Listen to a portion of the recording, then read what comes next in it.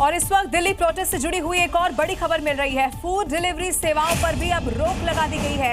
App based food delivery सेवा पर रोक है। प्रदर्शन स्थल के आसपास अब ये रोक रहेगी। प्रतिबंधित इलाके में रोक लगा दी गई है। दिल्ली पुलिस ने बाकायदा ये आदेश जारी कर दिया है। वो एडवाइजरी भी आपके टेलीविजन स्क्रीन पर है। प्रदर्शनकारियों को लोग लगातार खाना भेज रहे थे, वो तस्वीरें सामने आई थी।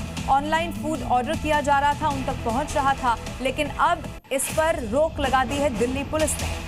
पेपर लीक के मामलों को लेकर मोदी सरकार सख्त और एक्शन मोड में अब नजर आ रही है। ऐसा क्यों कहा जा रहा है? क्योंकि दिल्ली में जंतर मंतर पर जारी छात्रों के आंदोलन के बीच दावा इस बात का किया जा रहा है कि कैबिनेट ने बाकायदा पेपर लीक संशोधन विधेयक को मंजूरी दे दी है। अब इसी में सख्त सजा और जुर्माने का प्रावधान होने वाला है, जिस पर अब सोमवार को सदन में चर्चा हो सकती है। कैबिनेट के साथियों के सुझाव के बाद उसका अंतिम रूप दिया जाएगा और सोमवार से संसद का दूसरा सप्ताह शुरू हो रहा है। तब जल्द से जल्द उस बिल को सदन में पारित कराने का प्रयास किया जाएगा, जिसके बाद सूत्रों के मुताबिक कैबिनेट मीटिंग में पेपर लीक संशोधन को मंजूरी दे दी गई और अब सोमवार को सदन में पेश कर इसे पास कराने की कोशिश होगी।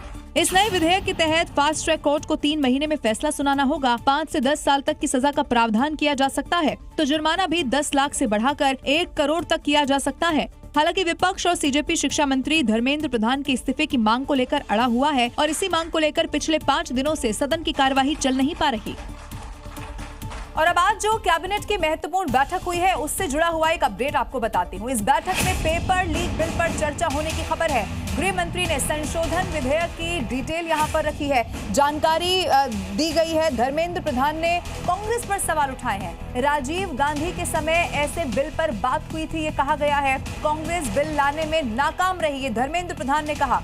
मोदी सरकार 2024 में यहाँ पर कानून बनाया। कैबिनेट बैठक को लेकर सूत्रों के हवाले से बड़ी जानकारी है।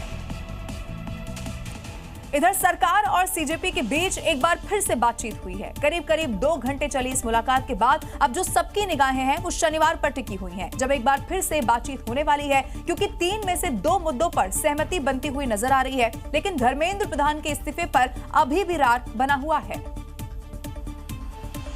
और ऐसे में सीजेपी और सरकार के बीच शनिवार को एक बार फिर से मुलाकात होगी, क्योंकि दूसरे दौर की इस मीटिंग में सीजेपी ने अपनी 3 मांगों को दोहरा दिया है, जिसमें पेपर लीक से खुदकुशी करने वाले छात्रों के परिजनों को 1 करोड़ मुआवजा देने पर सहमति बनती दिख रही है। एफआईआर वापस लेने पर भी सकारात्मक संकेत मिले हैं, जबकि धर्मेंद्र प्रधान के इस्तीफे की मांग पर अभी भी रार बना हुआ है। दूसरे और तीसरे डिमांड से कॉम्पेंसेशन एंड एफआईआर का विड्रॉल और सॉवरेन गारंटी की ऐसा फ्यूचर में भी एफआईआर फाइल ना हो, उस पे सरकार ने पॉजिटिव साइन दिखाया। केंद्रीय मंत्री जेपी नड्डा ने भी इस बैठक के बाद मीडिया को बताया कि बात सकारात्मक माहौल में हुई है।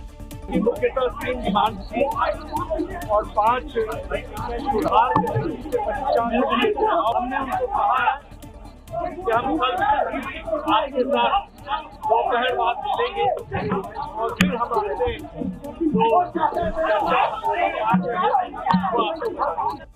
अब इंतजार कल का है कि क्या सीजेपी की तीनों मांगों को मान लिया जाता है या फिर जंतर मंतर पर जारी धरना इसी तरह से जारी रहेगा।